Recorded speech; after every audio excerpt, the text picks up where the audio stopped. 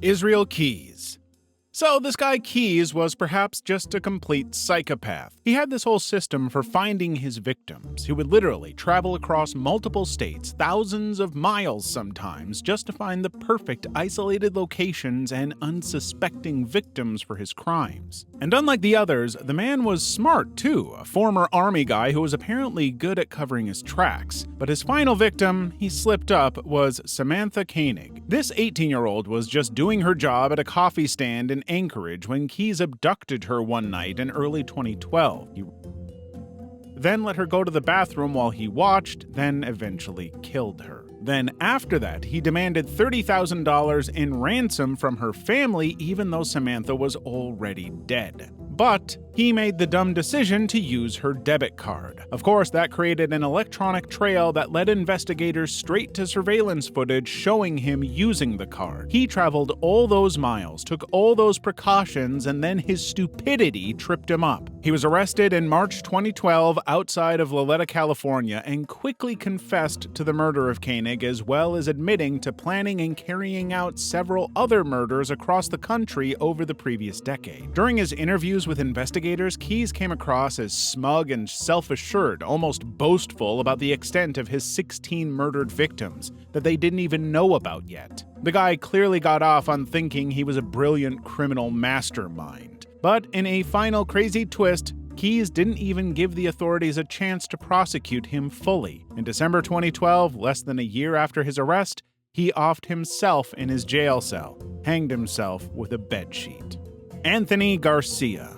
Anthony was a former doctor fired from a job at a prestigious hospital in Omaha, Nebraska. Naturally, he was upset, maybe even harboring some anger towards your former colleagues. But instead of handling the situation like a rational adult, he decided to go on a path of vengeance that would make even the dumbest of criminals shake their heads. Garcia's first act was to tamper the luxury vehicle of one of the doctors who had a hand in his termination. Now, one might think that this would be enough to satisfy his need for petty revenge, but no. Garcia was just warming up. Over the next few years, Garcia planned and executed a series of 5 murders that targeted several doctors and their families, all because he couldn't let go of his grudge. Despite his supposed intelligence as a medical professional, Garcia left behind a trail of evidence. From using the same type of ammunition in each murder to leaving behind a distinctly patterned makeup compact at one of the crime scenes, Garcia might as well have left a neon sign pointing directly at himself saying, "It was me." In a move of craziness, Garcia decided to attend the funeral of one of his victims, essentially rubbing his crimes in the face of law enforcement and the grieving families. And sure enough, Garcia's dumb actions caught up with him. The mountain of evidence coupled with his attendance at the funeral led investigators straight to his doorstep. He was tried for first-degree murder and sentenced to life in prison. Joel Rifkin.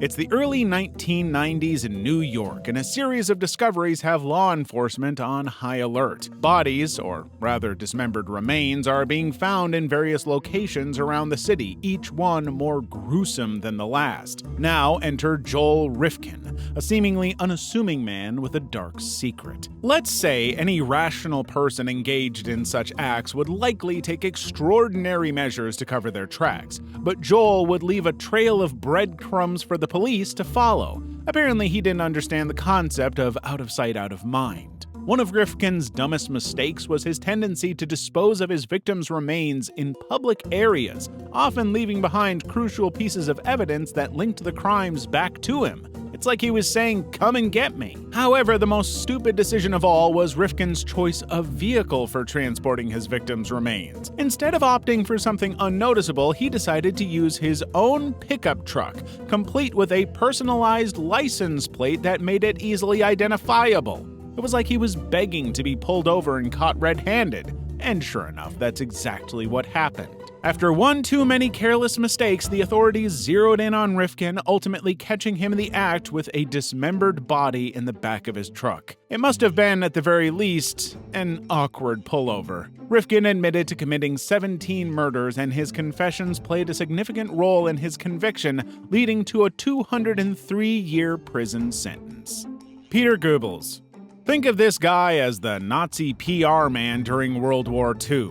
Peter Goebbels was the Minister of Propaganda for Nazi Germany during World War II. His role was to spread propaganda and disinformation to rally support for the Nazi regime and its policies. However, his actions were downright absurd, ineffective, and blindly loyal to a certain mustache man. To provide some context, let's look at the city of Dresden. It was a cultural and industrial center in eastern Germany, relatively undamaged by bombing until February 1945. The Allied forces carried out a series of air raids on Dresden, resulting in a firestorm that caused widespread destruction and a significant loss of civilian lives. In response to the bombings, Goebbels launched an extensive propaganda campaign portraying the attacks as a war crime and attempting to rally public support against the Allies. However, his efforts were mixed with extreme exaggerations and outright lies, showing how absurd and ineffective his propaganda could be. He claimed that the bombings had killed over 200,000 civilians, a figure that was later proven to be grossly inflated. As it became clear that Hitler's regime was collapsing, most sane people would have gotten their loved ones as far away from the impending storm as possible, but not Goebbels. No, the die-hard Kool-Aid drinker was so blinded by his devotion to Der Führer that he willingly sacrificed his wife and 6 innocent children to him. Goebbels, realizing the jig was up in Berlin, very calmly had his own personal doctor poison his kids with cyanide. It's not exactly a parenting decision that's going to win any Father of the Year awards. Then, because group slangs are apparently a family affair for the Goebbels clan, he and his wife happily munched down on some go-to-sleep-forever pills right after. The Monster of the Andes. In the late 1970s and early 1980s, this killer went on a cross-country murder spree that covered Colombia, Peru, and Ecuador of about 160 women and girls. His victims, mostly young girls, some as young as 8 years old, were lured in by his charm and subsequently subjected to acts of violence and assault. Clearly, he wasn't using his charm for good. Now, any sane person would likely practice caution when engaging in such insane acts, but not Pedro Lopez. No, this guy seemed to love his reputation, leaving a trail of bodies and clues in his wake. It's like he wanted to be a horror movie villain. One of Pedro's dumbest moves was his tendency to revisit the same areas where he had committed previous murders and raped them again, almost as if he was taunting the authorities and daring them to catch him, like he was playing a crazy game of cat and mouse with the lives of innocent children hanging in the balance. But perhaps the most foolish decision of all was Lopez's choice to confess to his crimes in detail, not just once, but multiple times. During his travels, he would openly boast about his kills to anyone who would listen, providing chilling accounts of his acts without an ounce of remorse or concern for the consequences. Unsurprisingly, this disregard for caution and common sense ultimately led to his capture. After one too many brazen confessions, the authorities finally pieced together the puzzle and tracked down the Monster of the Andes, bringing his reign of terror to an end, but only locking him up for 16 years. David Berkowitz. It's the summer of 1976 in New York City, and a series of seemingly random shootings have the entire city gripped in fear. The police are confused and the public is terrified, wondering when and where the next attack might occur. Enter David Berkowitz, a seemingly ordinary man with a very extraordinary delusion straight out of a horror movie. You see, Berkowitz was convinced that his neighbor's dog, yes, you heard that right, a dog, was possessed by demonic forces and ordering him to carry out these brutal murders. Over the course of a year, Berkowitz went on a killing spree, gunning down innocent victims in cold blood, all because he believed he was following the commands of a satanic dog.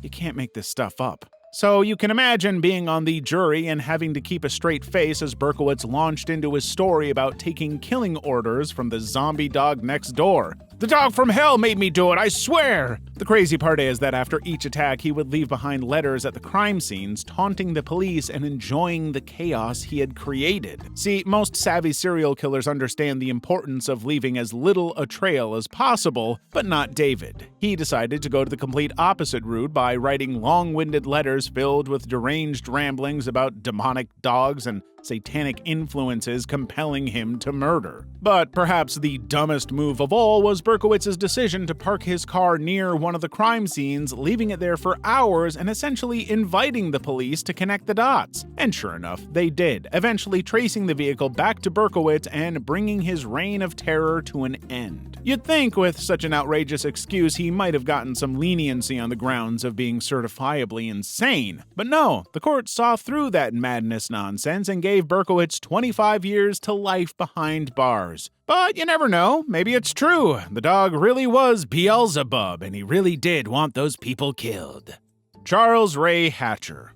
In the early 1980s in Kansas City, Missouri, a string of brutal assaults and murders had the entire city on edge. The perpetrator is a remorseless killer who seems to strike randomly, leaving a trail of broken lives. The person behind it all was Charles Ray Hatcher, a man whose actions would guarantee his place among the dumbest criminals in history. Now, most savvy serial killers understand the importance of leaving as little evidence behind as possible. Hatcher took a much more, let's call it, artistic approach.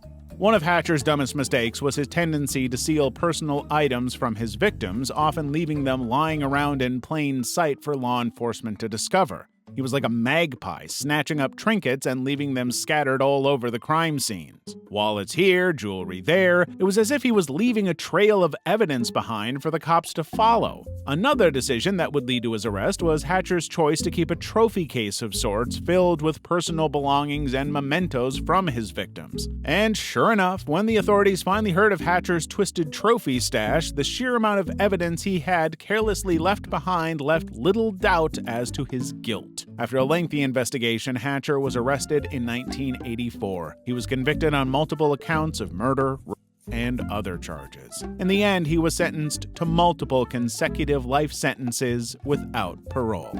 Ronald Post. Now, Ronald Post had grown tired of his marriage and decided the best course of action was to have his wife killed by a hitman. Most people would agree that hiring a professional killer is already a pretty dumb idea, but Post took the concept to new heights. Instead of being discreet or doing even the slightest bit of research, Post approached a man he thought was a hitman in a crowded shopping mall food court. Little did he know the man he was trying to hire was actually an undercover police officer, his first and last rookie mistake. So you can imagine the look on the undercover cop's face when this guy just casually strolls up and says, "Hey buddy, how much to take out my wife?" The officer probably thought he was being pranked at first. But no, Post was dead serious. No pun intended. He proceeded to lay out the details of how he wanted his wife killed, completely oblivious to the fact that he was essentially confessing to a crime right then and there. Post even offered to pay the hitman with a credit card, leaving a convenient paper trail for law enforcement. Needless to say, Post's plan to have his wife killed was stopped even before it really began right then and there. He was arrested and charged with solicitation of murder, all because he couldn't be bothered to do a basic background check on the hitman he hired. Now, unless there's a random statistic, a good number of serial killers were all born in November, and there's about one serial killer per 100,000 people. So, out of all our subscribers, if you join our Discord server, there's probably a probability that there could be one soon. Stephen Griffiths, Crossbow Cannibal. So apparently, Stephen Griffiths was a PhD student in criminology, which is already hilariously ironic. You'd think someone studying crime would know better than to commit crimes themselves, but that's exactly what this guy did. In 2010, Griffiths went on a killing spree in Bradford, England, murdering 3 sex workers quite literally using a crossbow. But it's not just the murders that earned him his nickname, Crossbow Cannibal. That would be too boring for Stephen. This guy had a taste for cannibalism, quite literally. After killing his victims, Griffiths dismembered their bodies and even ate parts of them. Griffiths was cocky enough to give himself the nickname and brag about his crimes in online forums, because nothing screams, "I'm a genius criminal mastermind," like publicly boasting about your gruesome deeds on the internet. When the police finally caught on to this guy, they didn't have to go through any elaborate sting operation or forensics operation to catch him. Griffiths practically gift-wrapped himself for them. During one of his online bragging sessions, he accidentally included details of all he had done to the victims that led the police straight to his door. In the end, the Crossbow Cannibal was sentenced to life in prison, where he can continue his criminology studies from behind bars with hands-on practice. Dennis Rader. BTK Killer. Now let's start with Mr. Ordinary Family Man turned dumbest serial killer ever. Rader was a seemingly ordinary family man working as a compliance officer and living in Park City, Kansas. However, beneath his normal appearance was a serial killer who had been terrorizing the Wichita area for over 3 decades, carrying out a string of 6 murders between 1974 and 1991. Rader murdered 10 people, including men, women, and children, over this period. His victims were chosen randomly, and he carried out his crimes with planning and extreme brutality, often binding and torturing them before killing them. You see, this guy had a massive ego and an insatiable desire for attention and recognition. If you imagined his ego as a balloon, it'd be the size of a blimp, and every time he killed someone, it'd be like adding another puff of helium. The guy had been getting away with some seriously messed up stuff for over a decade, laying low like a proper serial killer should. But after 14 long years of keeping his mouth shut, Rader decided to reintroduce the BTK Killer to the world in the most spectacularly dumb way possible. He sent a floppy disk filled with incriminating details about his crimes to a local news station. That floppy disk, which I'm sure Rader thought was totally anonymous, contained a digital trail that led straight back to a computer in the church where he served as president of the Congregation Council. Whoopsie daisy! As if basically handing the cops his home address wasn't dumb enough, egomaniac Rader went ahead and mailed a package to the police containing jewels from one of his unlucky victims. His hunger for fame and recognition as Wichita's most serial killer outweighed any idea of self-preservation instincts. In the end, Rader's craving to be the sickest celeb in town led police right to his door after over 3 decades of flying under the radar. After Rader's comical attempts at getting recognized for his crimes led police right to his doorstep, he was put on trial in 2005 for the BTK murders he had committed between 1974 to 1991 in the Wichita, Kansas area.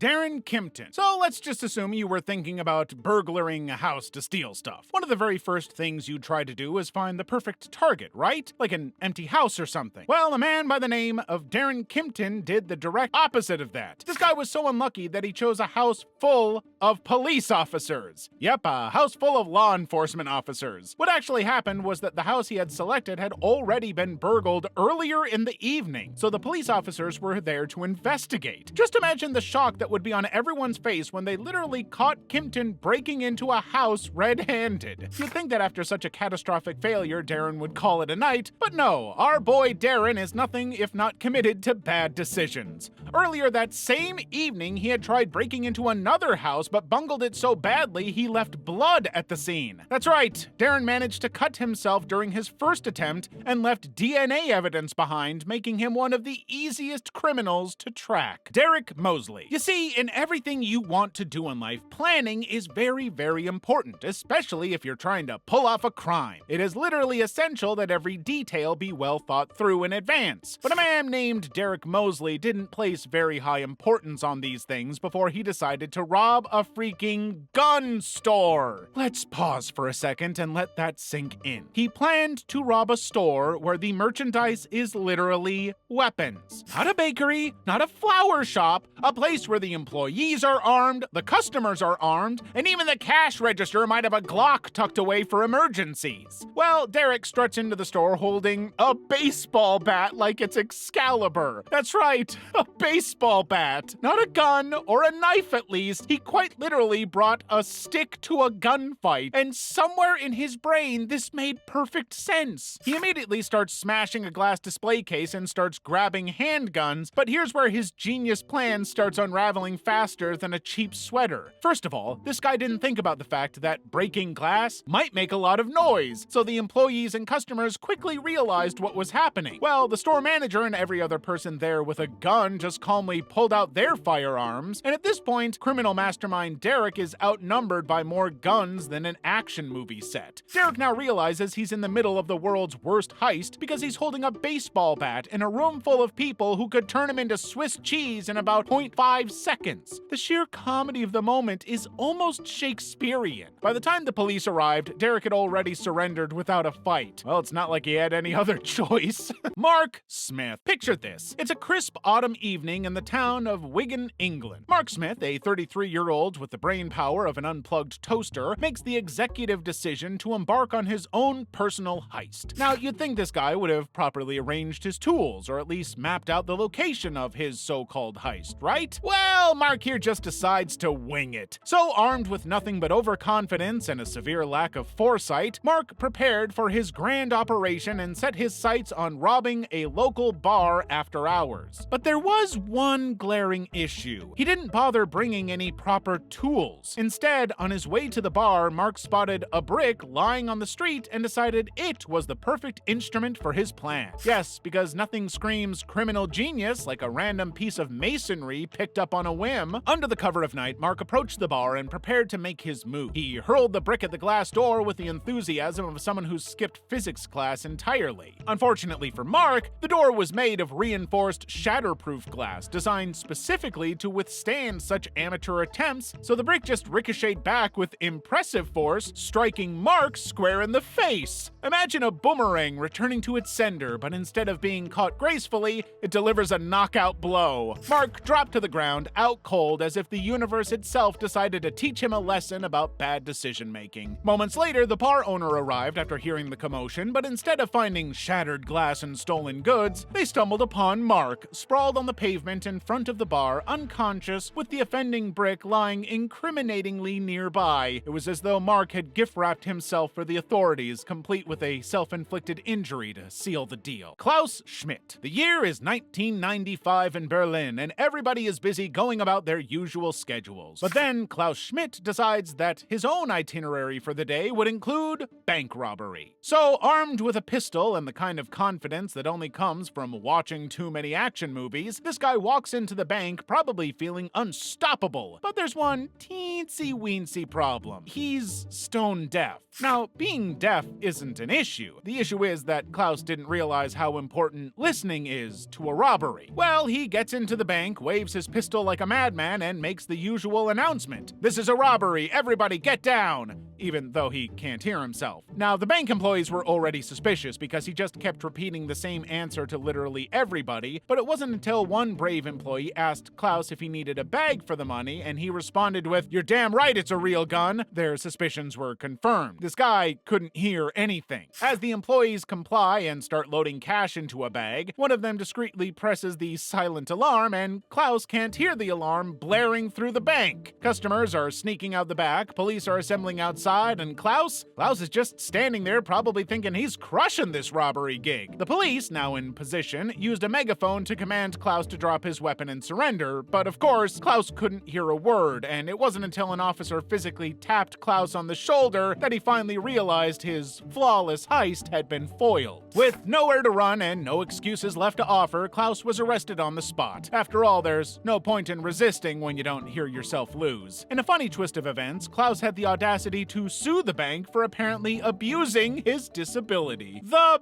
butt drug mule. So, our main character here was a wannabe Pablo Escobar who decided that his butt-clenching skills were one of a kind. Well, the man, named Kadar Abdullahi, tried to smuggle the drugs by stuffing them up his rear end. Now, this tactic is not new, but this genius managed to botch it so badly that he made headlines. You see, instead of carefully concealing small, manageable packets like most drug mules, this guy decided to go big or go in and shove 62 balloons filled with cocaine where the sun doesn't shine. Yes, 62! Imagine your most regrettable Taco Bell binge multiplied by 1,000. Now, as if the 62 balloons weren't enough trouble, our hero started sweating profusely and looking very, very guilty at the airport security line. He was suspiciously clenching his ass cheeks like he just did the world's worst leg day, so naturally this caught the attention of officers. However, when they brought him in for questioning, he just lied and said he was full of shit instead. But since there was no metal detector beep or anything, the security security had no reason to suspect him. Well, during the flight, one of the balloons decided to burst, and this was literally like a cocaine bomb detonating inside his body. He immediately started to panic and spiral into a full-blown meltdown, flailing like he was auditioning for Dancing with the Drug-Induced Stars. Flight attendants had no idea what was happening. All they knew was this man was sweating, shaking, and probably smelling like regret. The flight crew had to make an emergency landing because our butt smuggler was now overdosing mid-flight. Thankfully, the paramedics were called in, and the doctors were able to successfully remove all 61 remaining balloons. Needless to say, our clumsy mule was arrested immediately after recovering. Mohammed Ashan. Terrorists are not exactly known for their intellect at the best of time. They blow themselves up deliberately, spend much of their time preaching nonsense that nobody understands, and very rarely get dates. Even so, Afghan Taliban commander Mohammed Ashan has to represent one of the least cerebral of these operatives. It all started when the United States got intel that Ashan was involved in plotting IED attacks against US and Afghan forces. So they set out to catch him, and officials targeted the Paktika province, where Ashan and his insurgent followers operated, with a flurry of wanted posters. Basically, the flyers promised informants $100 for any information that led to the commander's capture. Well, in 2012, something even comedy writers wouldn't ever imagine happened. Ashan saunters into a checkpoint in the Sarhauza district and handed himself over and tried to claim the $100 bounty. This guy was literally clutching a wanted poster with his own mugshot and essentially demanding payment for his own capture. The police officers were unsurprisingly absolutely stunned. Imagine the look on their faces as they realized this wasn't a joke or some undercover sting operation. This man was dead serious. They even double-checked the poster and ran a DNA test to confirm. Unsurprisingly, Ashan was immediately arrested, and his arrest became the stuff of legend among law enforcement. Even US officials were baffled, calling his actions a gift from the heavens. One officer reportedly called him the Taliban's version of the office clown. Ruben Zarate. It's a chilly morning in 2008 in Chicago, Illinois, and Ruben Zarate woke up feeling inspired. Not by a motivational quote or a sense of purpose, but by the sheer fact that today is the day he's finally going to rob a muffler shop. Yes, a muffler shop, because why rob a bank when you can aim for less money and more grease? So with a gun, he walks into the shop ready to make history in the Dumbest Criminal Fails Hall of Fame. You see, in the muffler shop, they always locked their money in a safe, and apparently only the store manager had the code. But guess what? The manager wasn't around at the time of the robbery. Now, you'd probably expect Ruben to call their bluff or just call it a day and go home, right? Well, our guy here had other plans. Ruben decides to drop his personal phone number for them so that when the manager comes back, they could give him a call. This criminal mastermind literally handed over his contact info like he was networking at a business conference. Worst still, he then threatened them to have the money packaged and ready so when he returns, he'll just come pick up the bags. Well, the employees obviously called the police office, who just came down to the shop,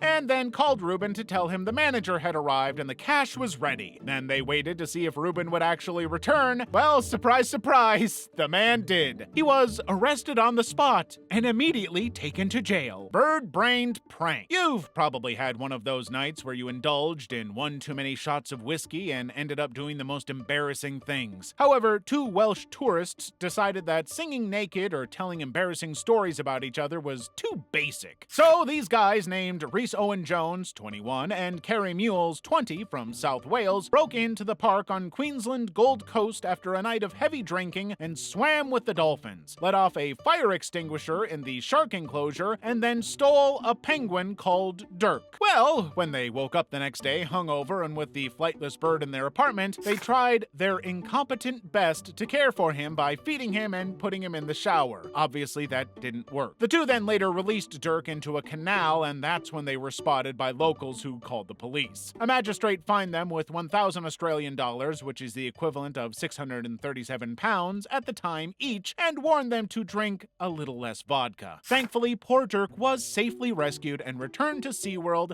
after his untimely kidnapping. Umar Mirza. Even the most dumb criminals know that leaving a trail of incriminating evidence can land you in jail fast. But Umar Mirza obviously missed that entire chapter in the criminal book he read. Because why why in God's name would this 26-year-old man decide to apply for a job at the store he was planning to rob the very next day? Basically, Umar walked into the Paddy Power betting shop in Birmingham, England, and pointed a gun at the employee at the cash register, threatening to shoot if he didn't start stuffing dollar bills into a bag. Well, the employee, absolutely terrified, complied and emptied both the cash register and safe, and Umar walked away with £16,000. Now, instead of just trying to get out without doing anything stupid, this guy, in a fit of happiness, prematurely removed his mask as he was about to leave the shop and exposed his face to the ever-watchful CCTV cameras outside. Now, this is where the whole situation gets even more stupid. You see, on a normal day, it would have taken the police at least weeks to identify who the robber was. But because Umar had come in the day before to submit his CV, the manager immediately recognized him. To make matters worse, this Umar guy also had a gambling addiction and would visit the store regularly to bet, so he was also identified as a regular customer. Well, all the manager had to do was just hand over Umar's resume to the authorities, and when the police searched his home, they found all the evidence they needed: the imitation firearm, the betting slip,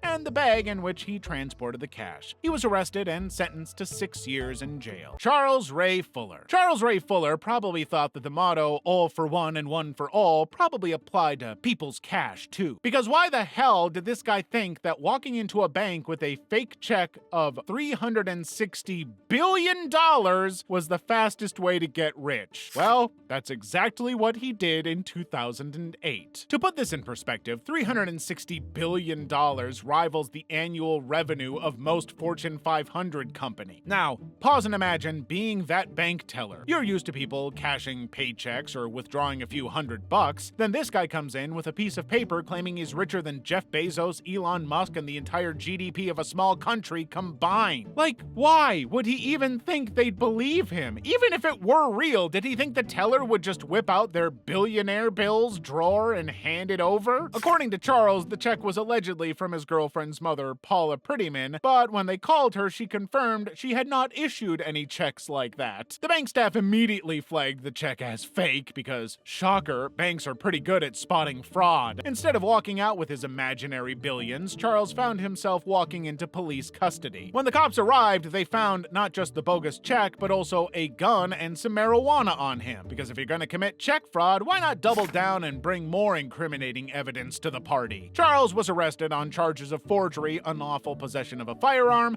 and possession of a controlled substance. He didn't get his billions, but he did get a lot of attention for being hilariously inept. Donald Pugh. Honestly, we are not to talk smack about anybody or on the intellect of individuals we don't know, but the truth about this particular matter is that Pugh might not be the smartest person in the room. For starters, this guy was already wanted by the police for failing to appear in court for his DUI cases, and was also a person of interest in another unrelated arson and vandalism case. And to be honest, those were just the few of his crimes that were being looked at. So the investigators decided to dig up a mugshot of the guy and post on Facebook just to see if they'd get any good leads or tips. What they did not expect, though, was that Pugh himself would contact them. Yeah, you heard that right. The wanted criminal contacted them himself because he didn't like the photo of him they put up. So he sent them a more current picture of himself that looked way better. He probably thought it was Tinder or something. As would be expected, he was arrested in Florida soon after, and the worst part is that his newest mugshot ended up being infinitely creepier than the first one. Derek Bentley and Christopher Craig.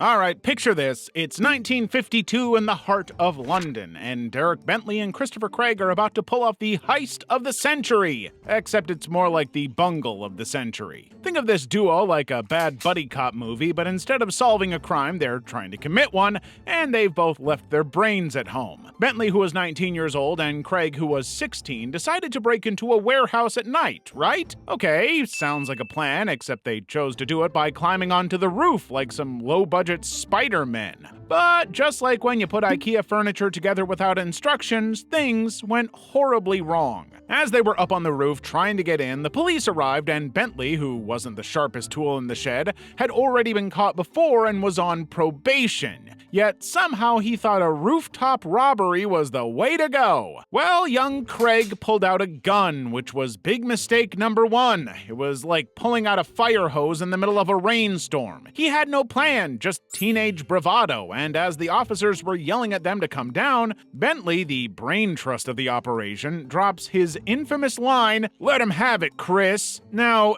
imagine the confusion here. Did Bentley mean hand over the gun, Chris, or was it some supervillain finish him moment? Well, Craig, being just as sharp as Bentley, shot the police officer right in the shoulder. In the world of criminal teamwork, communication is key, and these guys were operating on broken walkie-talkies. The police, shocked but not entirely surprised by this clown show, arrested Bentley on the spot, and Craig tried to make a dramatic escape by jumping off the roof, and ended up breaking his back. Bentley ended up facing the ultimate punishment and was hanged for his involvement, while Craig, too young for the death penalty, went to prison. Dennis Nielsen. So, Dennis Nielsen, like every serial killer, faced that age-old problem, what do you do with the bodies? Now, some killers might go for deep woods, shallow graves, or good old-fashioned burning, but not Nielsen. He had a unique solution that will leave you wondering if he even had half a brain. This guy decided to flush the remains down a toilet that was literally connected to every flat in the building like their leftover spaghetti. You see, Dennis here lived in a small flat, and like any decent flat in London, it had really old plumbing. You can probably guess where this is going,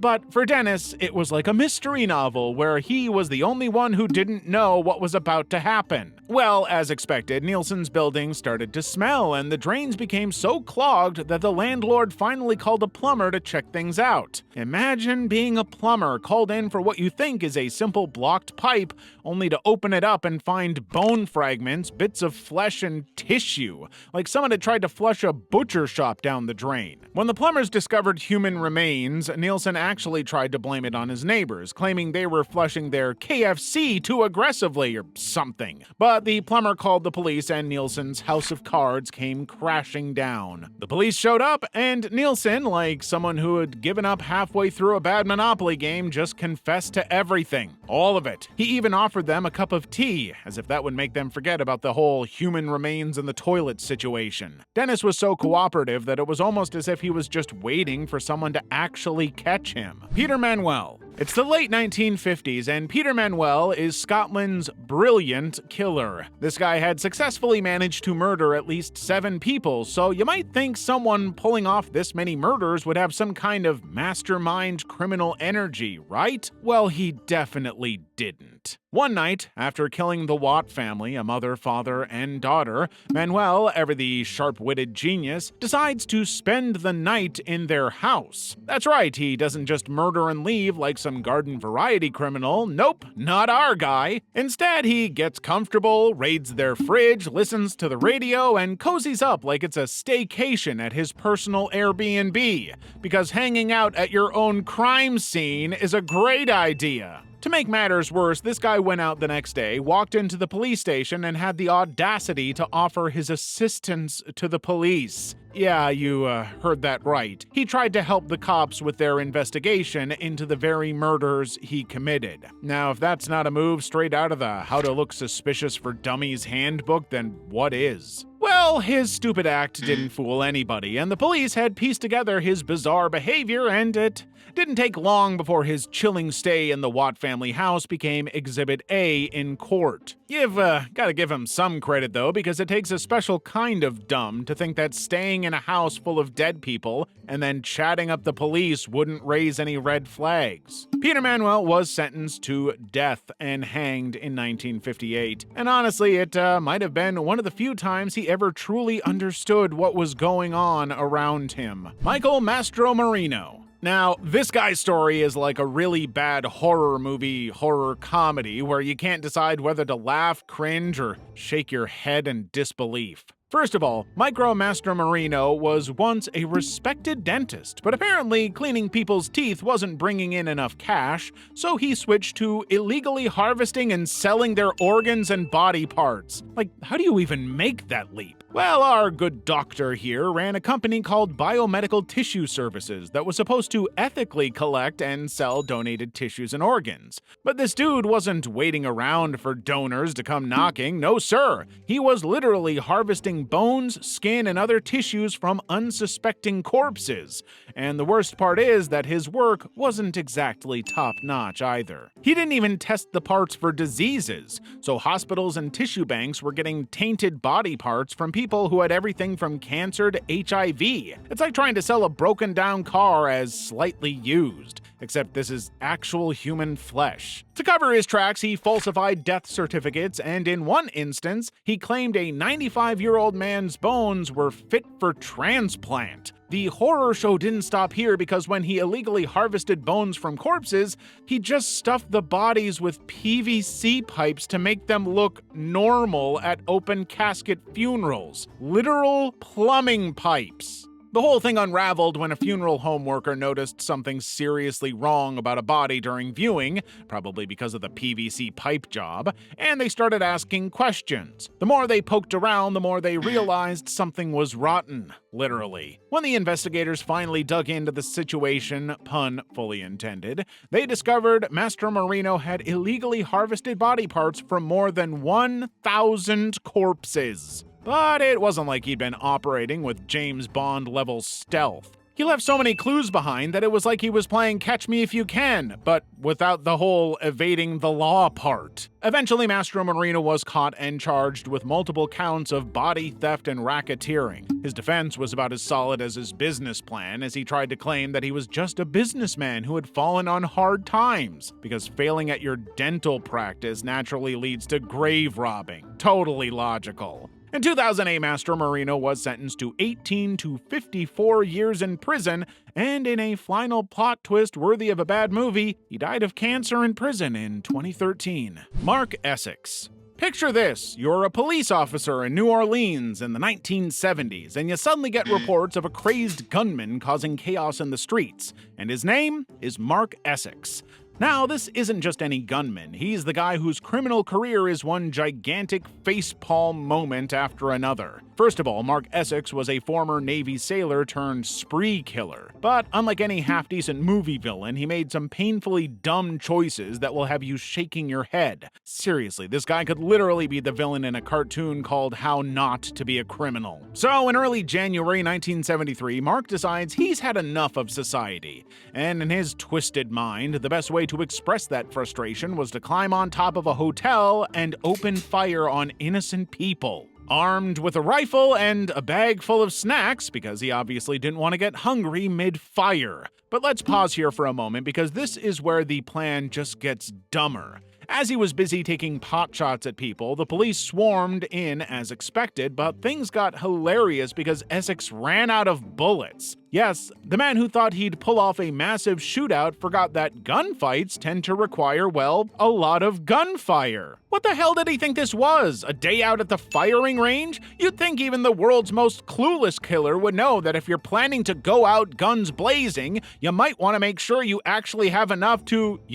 blaze. To make matters worse, he chose a rooftop as the position, which was a very dumb idea because if you're on a rooftop, you're easy to spot. And if you're a sniper with no backup plan, you're basically target practice for the people down below. The police even brought in a helicopter, and Essex probably realized that he'd turned himself into a very unfortunate game of whack-a-mole. Well, after his 30 seconds of fame and embarrassment, Mark Essex was apprehended and shipped away to prison. Richard Chase. Richard Chase was a deeply disturbed serial killer in the 1970s who believed that drinking blood would keep his own blood from turning into powder. Forget science and logic, Richard was on his own special kind of mission. He broke into homes, murdered his victims, and drank their blood like a bad Dracula impersonator. To make matters worse, Mr. Richard here was only entering houses with unlocked doors, because he believed that a locked door was a sign that he wasn't invited. Talk about a polite, deranged serial killer. Now, when he finally found an unfortunate residence with unlocked doors, he didn't just murder, but made his crimes absurdly easy to solve. We're talking fingerprints everywhere, footprints and bloodstains all over his car. If detectives were playing a game of Clue, Chase would have handed them the weapon, the room, and the confession on a golden platter. Well, he was finally caught when a neighbor recognized his suspicious behavior and tipped off the police. They found Chase covered in blood, no surprise there, and surrounded by even more incriminating evidence. And here's where it gets even dumber. Chase thought that consuming fresh blood would somehow save him from his imaginary ailments, and he never even considered that staying out of jail might have been a better solution. You can't be a vampire if you're stuck behind bars, Richard. William Palmer. Picture this. You're sitting in a cozy English pub in the 1850s, nursing a pint and listening to the local gossip, when a local suddenly bursts in and announces that a man called Dr. William Palmer got caught poisoning people. It might not sound like such a joke, but this man was honestly one of the dumbest killers around. So basically, William Palmer, aka the Prince of Poisoners, was a doctor turned gambler and serial poisoner who thought he'd found the perfect side hustle. His grand plan involved taking out life insurance policies on his victims and then poisoning them and collecting the cash. But Palmer's idea of being discreet was about as subtle as a marching band in a library. In one of his most infamous cases, Palmer and his gambling buddy, John Parsons Cook, were at the horse races, and Palmer was deeply in debt. So when he saw Cook as his ticket out, he decided it was time to pull off the old poison and profit trick. Cook mysteriously fell ill after celebrating a big win, and guess who was right there tending to him with suspiciously helpful drinks and powders? You guessed it right, our not-so-sneaky Dr. Palmer. Well, Cook died shortly afterwards, and this is where the comedy seriously kicks in. Instead of Palmer acting innocent and playing it cool, he went full-on panic mode. His whole behavior screamed guilty louder than a toddler caught with chocolate all over their face. First, Palmer tried to bribe everyone in sight to skip the autopsy, and when that didn't work, he personally went to the coroner and, in front of witnesses,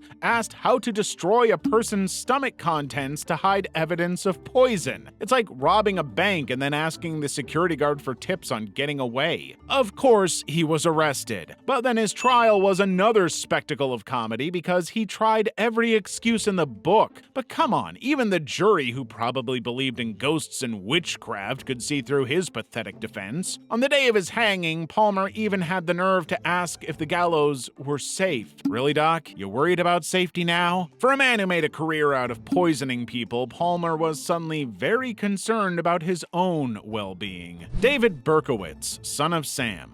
You know how everyone says the pen is mightier than the sword? Well, in David Berkowitz's case, the pen wasn't just mightier, it was a self-destructive time bomb, because this guy literally left behind the paper trail that led the police right to his door. You see, David Berkowitz was a serial killer who terrorized New York City from 1976 to 1977 with a .44 caliber revolver because apparently subtlety wasn't his thing. But his genius really shined not in his crimes, but in the way he kept the police and media entertained with his brilliant, read laughably dumb, decision-making. This madman would kill and torture women, then leave taunting letters at crime scenes filled with hints and clues that pretty much screamed, "Come and get me!" One of his letters was addressed to the police captain, and instead of keeping his thoughts to himself, he signed it Son of Sam. His letters were riddled with grammatical errors, random ramblings, and some good old-fashioned nonsense. He even referred to himself as the Duke of Death and the Wicked King Wicker. He even told the police that a dog named Harvey, belonging to his neighbor Sam Carr, had ordered him to kill people because apparently when you need murder advice, nothing beats a talking Labrador. The police finally caught Berkowitz not because of his convoluted dog demon stories, but because he was too lazy to find legal parking. Yep, he got a parking ticket near a crime scene, which, when cross-referenced by investigators, led them right to his door. Herbert Mullen.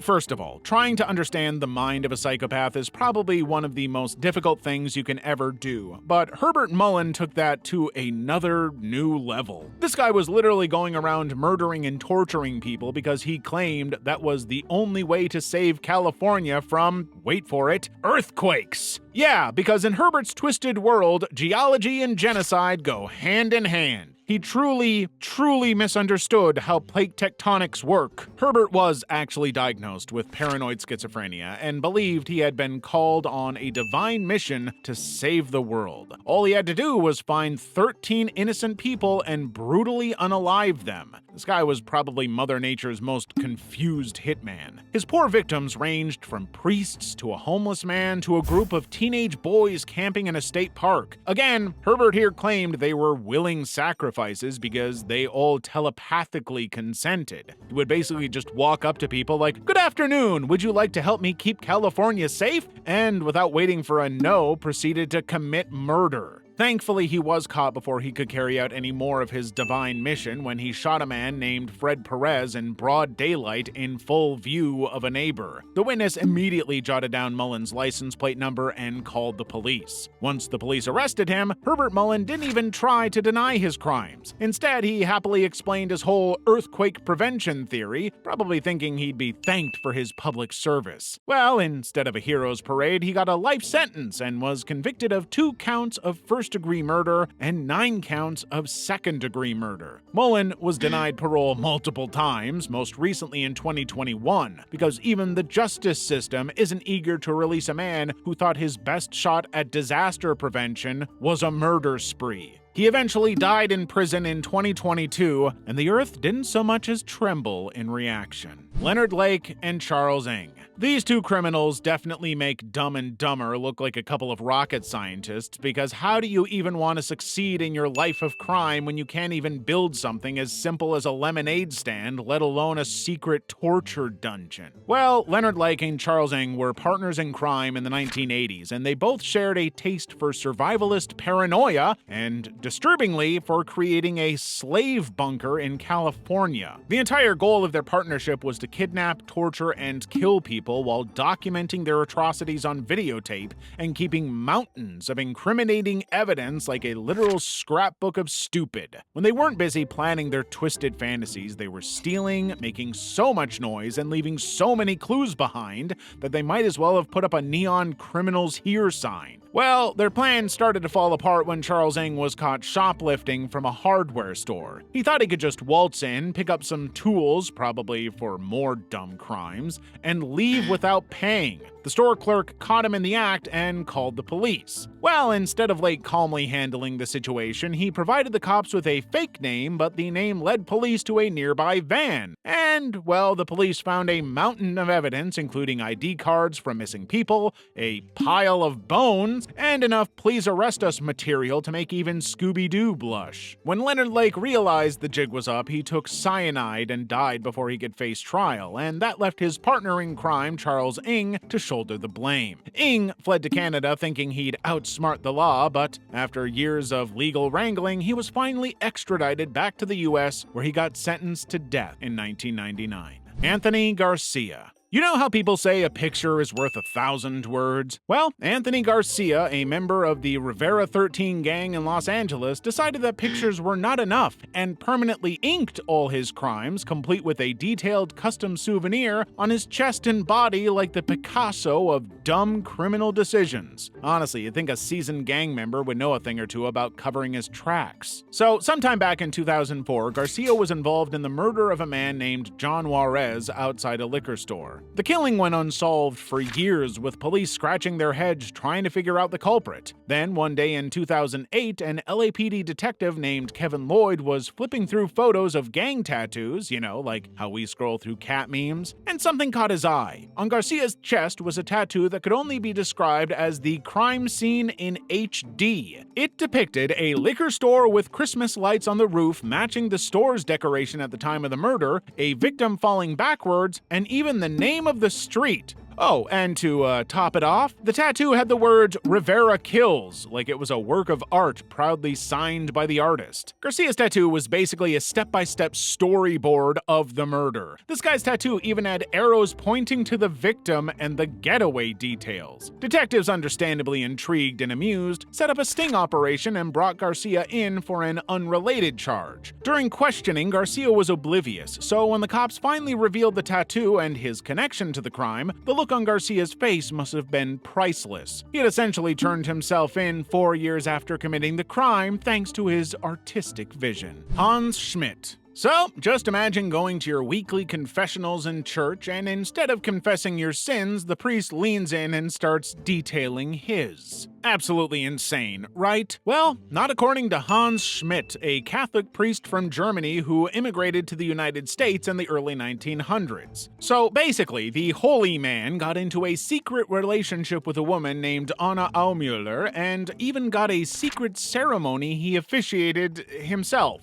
Well, he obviously broke his vow of celibacy, but when Anna became pregnant, instead of accepting his fatherly duties, Hans thought the best way to get out of the mess was to murder Anna. Not only did he murder the poor woman, he dismembered her body and, get this, threw her remains into the Hudson River, because nothing screams master criminal like using a major waterway as your personal garbage disposal. You'd think a priest might stick to forgiveness and redemption. Well, the body parts floated up almost immediately, and the police found the remains and began investigating. All they had to do was follow the trail of blood right back to Schmidt's apartment. Witnesses reported his erratic behavior, and his attempts to play innocent were about as convincing as a cat pretending not to knock things off a table. Once arrested, he didn't try too hard to lie. In fact, he confessed, and in true delusional fashion, he claimed God had commanded him to commit the crime. Hans Schmidt was convicted of first-degree murder and sentenced to death at Sing Sing Prison's electric chair in 1916, making history as the first and only Catholic priest to be executed in the U.S.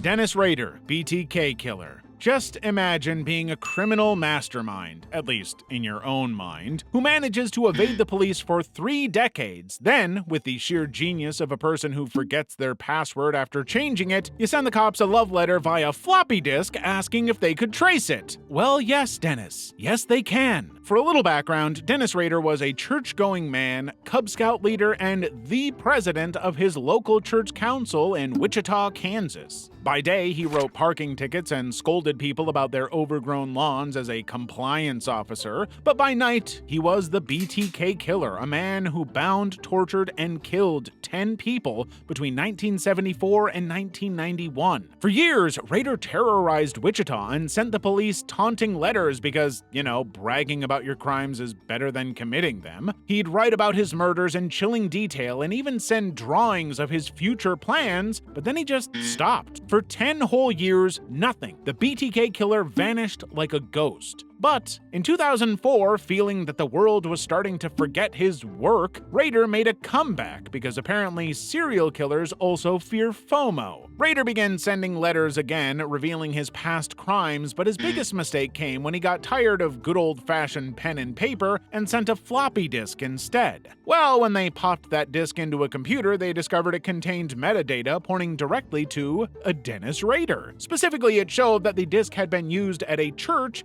and that it was last edited by, wait for it, Dennis. It also had his church's location, just in case they wanted to drive over. He even named the murder diary Dennis. Once the police had his name, address, and literal church bulletin, it was game over. They arrested Dennis Rader in 2005 and he confessed to all 10 murders. During his court appearance, he gave a lengthy and emotionless account of his crimes and, well, in the end, he was sentenced to 10 consecutive life terms. Andrew Kehoe. So, Andrew Kehoe was a farmer and school board treasurer in Bath Township, Michigan back in the 1920s that was known for his short fuse and dislike of taxes. Seriously, he hated taxes more than cats hate water. Kehoe also had a reputation for being a bit, unhinged. It all started when his farm faced foreclosure and he got into disputes over local taxes. He decided to take out his frustrations in the most extreme way possible, a choice that was as destructive as it was incredibly, unbelievably stupid. Kehoe's master plan was to blow up Bath Consolidated School and take as many lives as possible, so he spent months rigging explosives in the school's basement, setting traps, and just generally getting ready for his big bang.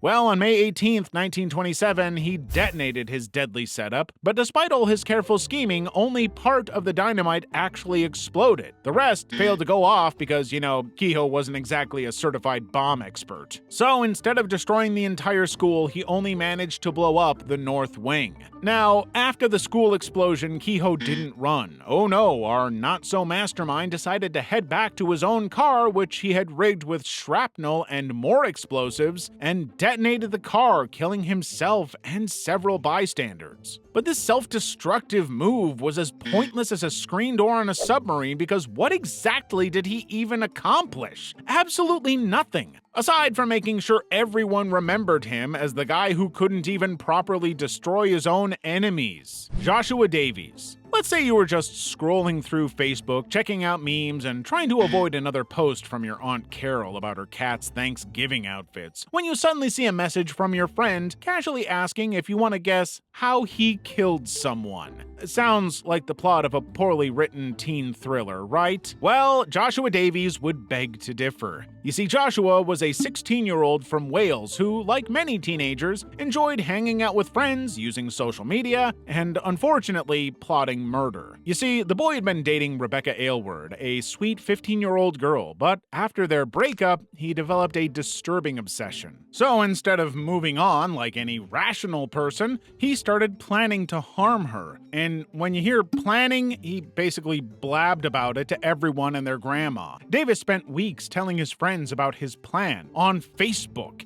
He might as well have sent out an event invite. Murder party Saturday, BYOB, bring your own breakfast. It's the equivalent of a burglar leaving a Yelp review of the house he just robbed. He even made a twisted joke with a friend, betting that he'd get treated to breakfast if he actually went through with it. Sadly, on October 23, 2010, Davies lured Rebecca to a remote area under the pretense of wanting to get back together, but he bludgeoned her with a large rock instead, ending her life in a brutal and senseless act. After committing the crime, instead of quietly disappearing or laying low, Davies boasted to friends about what he'd done. Yes, this genius actually told people that he had gone through with it. He wasn't just a dumb killer, he was a loud one. When police caught up to him, which didn't take long given how much he talked, they easily gathered all the evidence from his social media conversations and witness statements from his friends. It was basically a murder confession written in emojis. The police didn't even have to work hard, they just had to scroll. Jared Loughner. Imagine a guy so incompetent, so utterly clueless that he tried to commit one of the most notorious crimes in recent history, but forgot the most crucial detail, a decent exit strategy. Basically, Jared Lee Loughner was a troubled young man from Tucson, Arizona, known for his erratic behavior, bizarre YouTube rants, and a fondness for conspiracy theories. His brain was like a malfunctioning GPS, recalculating but always steering him towards some bizarre, illogical destination. Well, on January 8th, 2011, everything came to a sad, tragic event because Loughner set out to commit one of the most public and senseless crimes imaginable. He showed up at a constituent meeting hosted by U.S. Representative Gabrielle Giffords at a local Safeway grocery store armed with a semi-automatic pistol. He opened fire on the crowd, tragically killing 6 people and injuring 13 others, including Giffords. Now, firing shots in broad daylight in a grocery store parking lot was already a catastrophic idea. But what makes Jared Loughner an epically dumb killer is the fact that this guy had zero plans for a getaway. He didn't even have a getaway car, didn't blend into the crowd, didn't even try to disguise himself. It's as if he thought he was playing a video game and could just hit respawn if things went south. When bystanders tackled and disarmed him, he even had the audacity to look shocked. Loughner must have assumed that everyone would just stand there in shock. Aside from the fact that there was 1,000 witnesses who saw him shoot up people, this guy didn't even try to cover his tracks. He didn't wear gloves, didn't attempt to hide his weapon, and left his entire online footprint available for anyone interested to see, and it was basically a treasure trove of bizarre, self-incriminating content. Edmund Kemper. If you were not a female or a hitchhiker in the 1970s, then you probably had nothing to worry about because this particular killer had a type. But before he became a nightmare on legs, Edmund Kemper seemed like the friendly giant archetype because he was a towering figure both in height and stood at a whopping 6'9". Edward was born in 1948 in California and had a rough childhood to say the least. But instead of choosing therapy or taking up basket weaving, he decided that murder sounded more productive.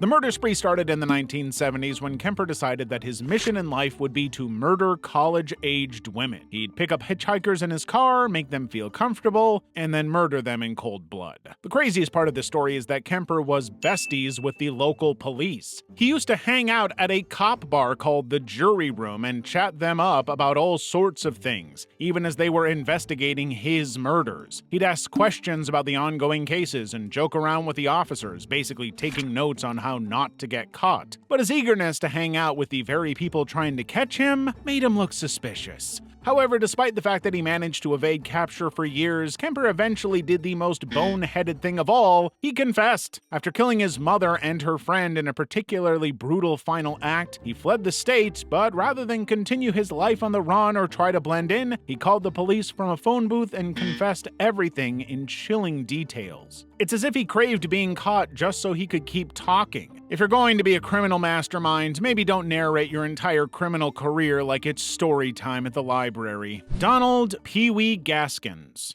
Donald Henry Gaskins, charmingly nicknamed Pee-wee due to his 5'4" height, was one of the most notorious serial killers in American history. This pint-sized terror wreaked havoc throughout the Carolinas in the 1960s and 70s, claiming he had killed more than 100 people, although only 15 were confirmed. Pee-wee was violent, ruthless, and loved to talk big. But as terrifying as he was, he also made some monumentally dumb choices that eventually turned his life of crime into a big joke. According to Pee-wee, he carried out two types of murders: his serious murders, which he claimed were for business, and his recreational murders, which he did just for fun. And in a funny twist, it was his supposed recreational murders that sealed the deal on his case. You see, Pee-wee here was already serving a life sentence for murder. Now, you'd think that this guy would pipe low and just stay in prison quietly, right? Well, he did the exact opposite of that. Pee-wee decided to build his own electric chair right there in his prison room. His brilliant idea was to use it to execute a fellow inmate who had ticked him off. As if that wasn't stupid enough, the guy was hired as a hitman to take out someone outside prison. You are literally in prison for killing a shit ton of people already. That didn't stop Pee-wee, though, because he somehow managed to get his hands on the materials to make a bomb and then placed it to blow up the target's car. The bomb actually worked, but it didn't take a genius to trace the crime right back to Pee-wee. Turns out it's